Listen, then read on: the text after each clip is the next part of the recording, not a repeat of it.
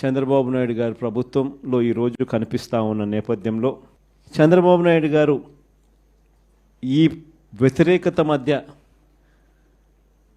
ప్రజలకు మంచి చేయాల్సింది పోయి మంచి అన్నది పక్కకి వెళ్ళిపోయింది కాబట్టి అబద్ధాలు మోసాలు మాత్రమే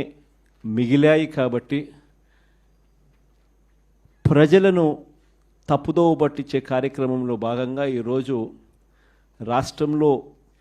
ఎప్పుడూ చూడనని డైవర్షన్ పాలిటిక్స్ ఈరోజు చూస్తూ ఉన్నాం. ఒకవైపున డైవర్షన్ పాలిటిక్స్ చూస్తూ ఉన్నాం, మరోవైపున అణిచివేత ధోరణి అన్నది ఎవరైనా కూడా ప్రజల సమస్యల మీద ఎవరైనా స్పందిస్తే, ఎవరైనా గట్టిగా అడగడం మొదలెడితే ఆ గొంతును నొక్కడం కోసం ఎప్పుడూ చూడని విధంగా ఈరోజు రెడ్ బుక్ రాజ్యాంగ పరిపాలన ఈరోజు మనం చూస్తూ ఉన్నాం. మన 5 సంవత్సరాల పాలనకు చంద్రబాబు నాయుడు గారి ఇప్పటి పాలనకు మధ్య తేడా అన్నది ప్రస్ఫుటంగా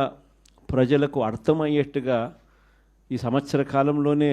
పాలన చూస్తే ఎవరికైనా కూడా ఇట్టే అర్థమయ్యే పరిస్థితి, వ్యత్యాసం అన్నది ఈరోజు ప్రతి ఒక్కరికి కూడా తేడా తెలుస్తూ ఉంది.